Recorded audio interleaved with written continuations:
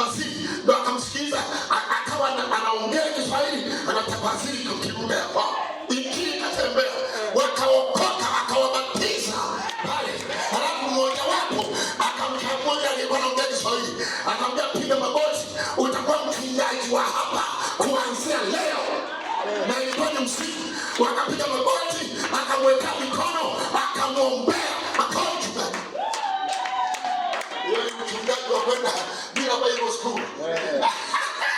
Ni mchungaji automatic kutoka mbinguni. Akaanza kuchunga ile ndugu, akasema akazunguka, mwaka ulipoisha karudi, akakuta kanisa linaendelea na ile bwana anaendelea. Mchungaji wao ameshajua kusoma Biblia.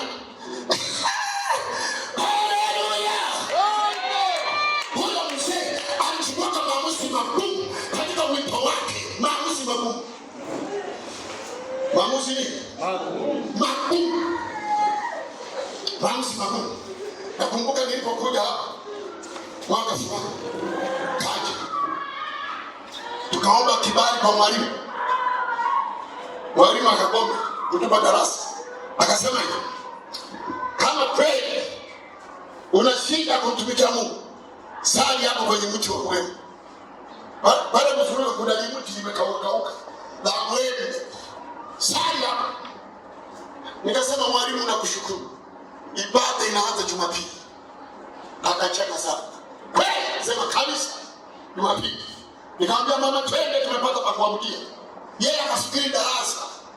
Tulipofika Jumapili, nikamwambia mama, ni hapa tumepewa hapa kwenye mwembe.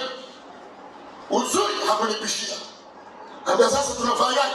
Nikamwambia mama, niimbishe. Imbisha leo. Akaimbisha. Yesu yu mwema. Haleluya.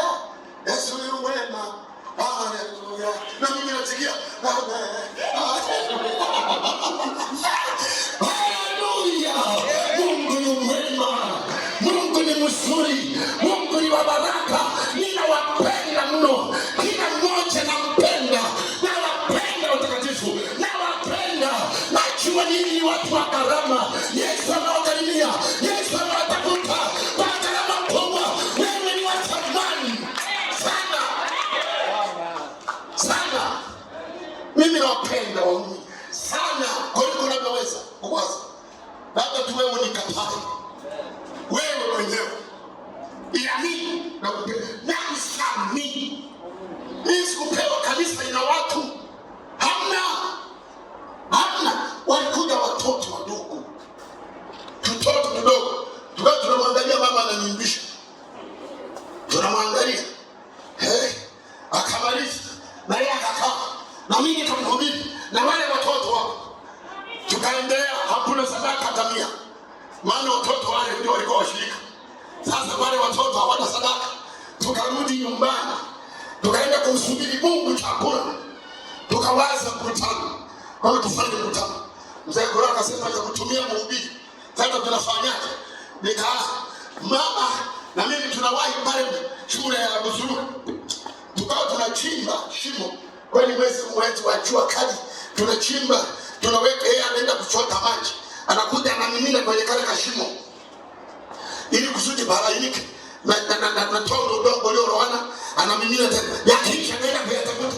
Tunamaliza kuchimbia mashimo ya kuweka jukwaa na jukwaa ambao zenyewe ziko wapi. Naenda kutembea kwenye majalala.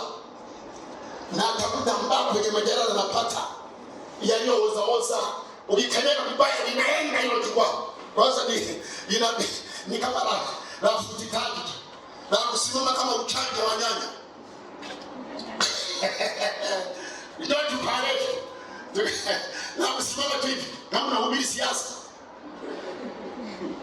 Ndio tutafanyaje? Ndio hivyo. Tukimaliza kuchimbia, hatuna kanyumba moja ya kwenda kupumzika. Kwamba tusubiri hapa, tusubiri masaa. Tunakaa kwenye mwembe. Tunasubiri saa 9, 10 ifike ibada ianze ya mkutano wa nje. Bwana asifiwe. Waimbishaji hatuna. Tulikuwa tunabahatisha. Anakuja mpendwa, anajua kuimba. Anambia, wewe tusaidie kuimba. Anapanda juu. Anaimba. Tukapata washirika 2 watatu. Bwana asifiwe. Hebu fanye nikwambie kitu kwamba dawa ya safari yetu sio kulaumu watu. Usilaumu na usali nao.